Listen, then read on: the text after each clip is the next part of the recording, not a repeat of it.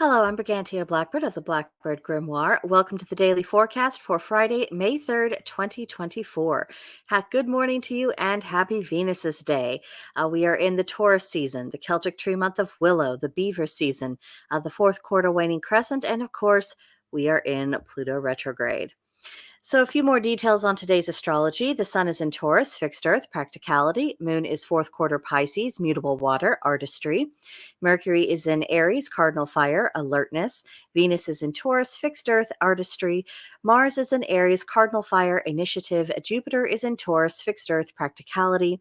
Saturn is in Pisces, mutable water, imagination. Uranus is in Taurus, fixed earth, renovation. Neptune is in Pisces, mutable water, imagination.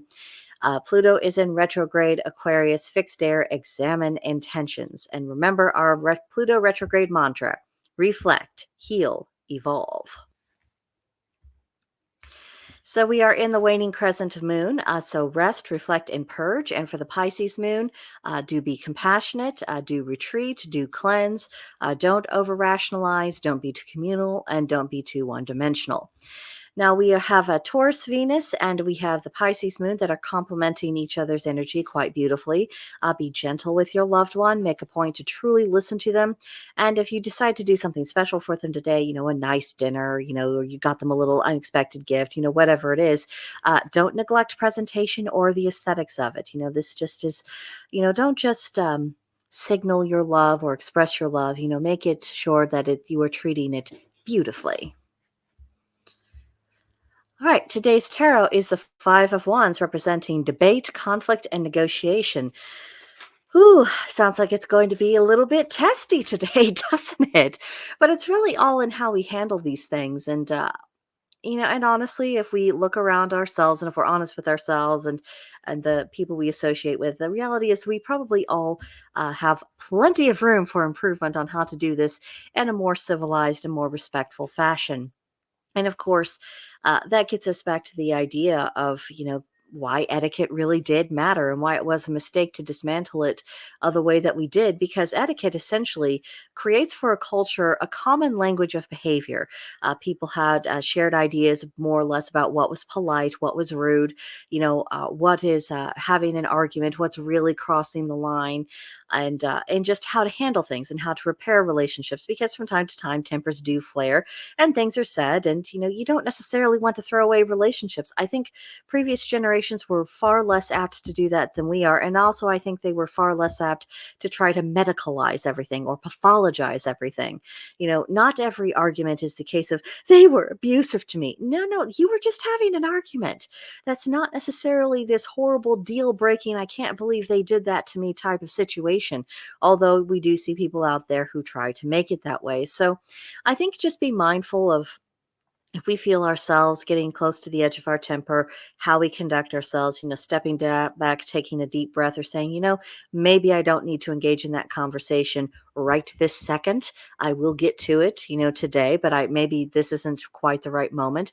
I think those things can help. And also when you see someone who is at least trying to go a more polite route, they're trying to thresh out an idea, they're not really attacking you personally, try to meet them in the spirit that they clearly intend, if at all possible. And then we can take what could be a potentially very explosive situation and turn it into something that could ultimately be productive. Wouldn't that make for a nice change? Imagine if we accomplished that on the internet.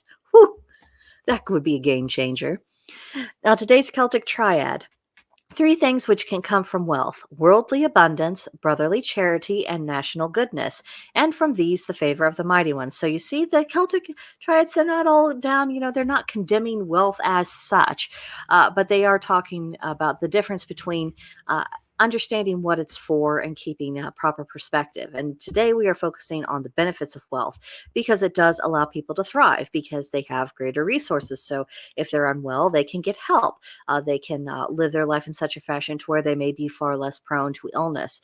They can have a lot more experiences, which is, part of enriching life. And it also enables people to provide practical assistance to their community. And when I say community, I'm talking about people you know and actually care about, not strangers, not being charitable out of some sense of, oh, look at me, aren't I to be admired? It's nothing nasty like that. It's about just saying, oh, maybe I could, help somebody out because I care about them and I want them to thrive. And if they get over this little hurdle, then they can go on and accomplish great things. And this can set a good example for others. And I do see the typo. My apologies. Again, I'm a one-woman operation. And so these little flying fingers are going to happen. But back to the topic at hand, I think this just emphasizes that it does matter how resources are used. If you are really good at your job and you're able to accumulate a lot of resources in exchange for the services and goods you have provided, that's all right and proper. That's very fair. And of course, you should be rewarded. But this question of what do you do then? How are you using that reward? And I think it really is much more of a test of character, not a well, I suppose any kind of financial circumstances are really revealing of character if you think about it hard enough. But I think someone who's focused upon productivity, building up the future, leaving a legacy, making the world better than what it was before, and keeping their focus upon, home concerns. I'm sick and tired of people acting like it's only virtuous to do something charitable if you're sending money or goods to people a continent away who you don't know anything about. You know nothing about their way of life or their actual needs, or whether or not the funds and the goods will actually get to those people instead of being appropriated by whoever happens to be in charge in that land. I think if people were a little bit more concerned about uh, the betterment of their community immediately around them, I think we would all be better off because you're much more likely to be informed about what actually needs to be done, what would be helpful. Did someone bring their own troubles upon themselves? Is help really going to be from giving them an opportunity of employment, saying, look, we can't support you with you doing nothing. But if you are willing to work, if you're willing to be productive, if you're willing to do these things, then people are in a position to, to do something for you because you can get employment. And if you need help learning how to manage money, because let's face it, I think a lot of us come out of school and come out of our families and graduate into adulthood being very financially illiterate. So can we offer assistance in people of, this is how some prudent things that you might do? Things like that. I think then if people in general were more focused upon doing that, then not only would our communities be built better up, but we would not have as many areas in our own country that are deeply struggling because people would be taking practical steps to help themselves and to make use of any help that is freely offered by other people.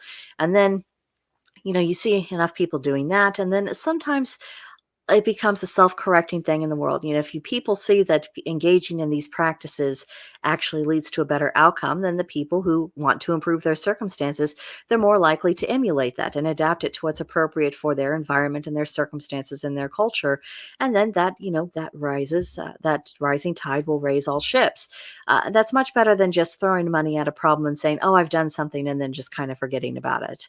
If you're going to be helpful in any way, it's going to take a lot more from you. So today's magical intention is confidence.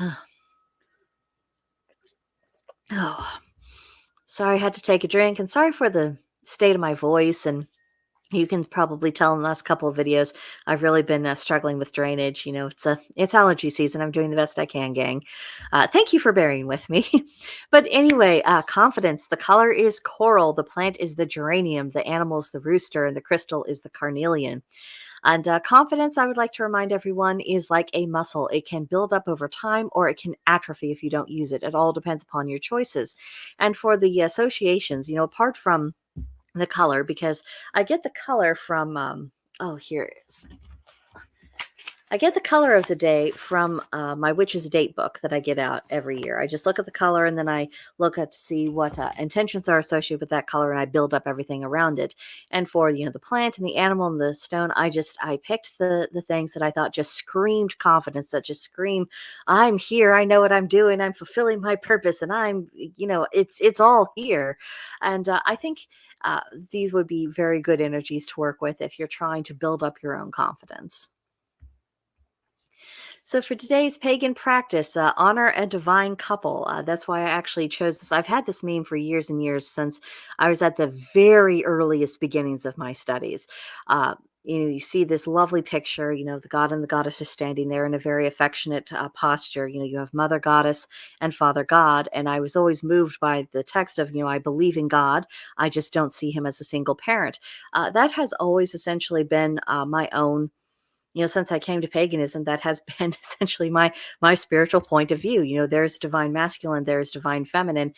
We can get into details further on down the line, but it's I've always been attracted to this idea that there are these natural balancing and unifying counterforces in the universe, and that they are just completely necessary. And I think that's where a lot of religions go wrong if they focus only on the divine masculine. And that's what criticism that I've had of some of my fellow pagans and witches who tend to only work with goddesses. That's very good. A lot of these goddesses were neglected for an unconscionable period of time.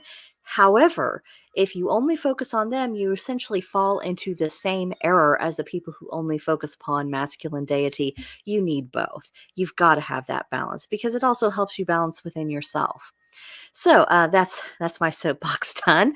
Also, this would be a good day to spoil your spouse. And you could also meditate on what deity represents a spiritual counterbalance to your own personal nature. This is something I've been thinking about ever since I started working with Loki, because he just felt like, that natural counterbalance of my nature. A lot of things about him are, the opposite of me in many ways. And so when he brings that into my spiritual life, a lot of things about myself are rebalanced and I'm brought into a healthier position. So you might think about, in your own case, what deity, that is the opposite sex, and and is your opposite in nature, but you still have kind of a harmony with. Just think about who that might be. And if you haven't worked with them before, this might be a good time to reach out. If you let them know that you're ready and you're welcoming this harmonious counterbalance to yourself, they are, I think, are more likely to appear because you'll be more receptive to what they have to teach you. Also, you could contemplate what qualities you do admire in the opposite sex. And even if you aren't attracted to the opposite sex, that doesn't mean that you don't have friends or relatives, of that particular gender. And of course, I would imagine that there are things about them that you do admire. And I think it'd be beneficial to all of us, instead of focusing upon all the things that can go wrong between men and women, to focus upon what do things look like when they go right? What kind of person do I really look up to that I think is very worthy of respect and is just all around a good human being and a good representation of what their gender, is capable of and what they can be. Thinking about that, looking for the good, I think that would help move us beyond this rather pointless battle of the sexes we've been trapped in for so long. And lastly, you might carry a rose quartz today, just a small one in your pocket, just a little something to give you a little boost. Now, for today's journal, for which you have that very pretty picture of that hand fasting cord. I just loved that. But for the journal, make a list of songs or instrumental music, whatever you deem suitable, that you think would really work for a pagan wedding procession.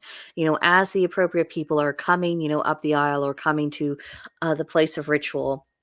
What do you think would be a nice accompanying music for that moment? Because I think it would be nice if we started, establishing our own traditions, so that many of us like to use this particular piece of music. And of course, by making a list of songs, if you are in a position to where you need to plan your own hand fasting, oh, look, Some planning has already been done, and so you won't be so overwhelmed. And then, of course, if you have friends or relatives who are also taking that step, you have some suggestions at the ready for them to consider, and that might help lessen their burden as well. And of course, again, this is something that does build up pagan culture.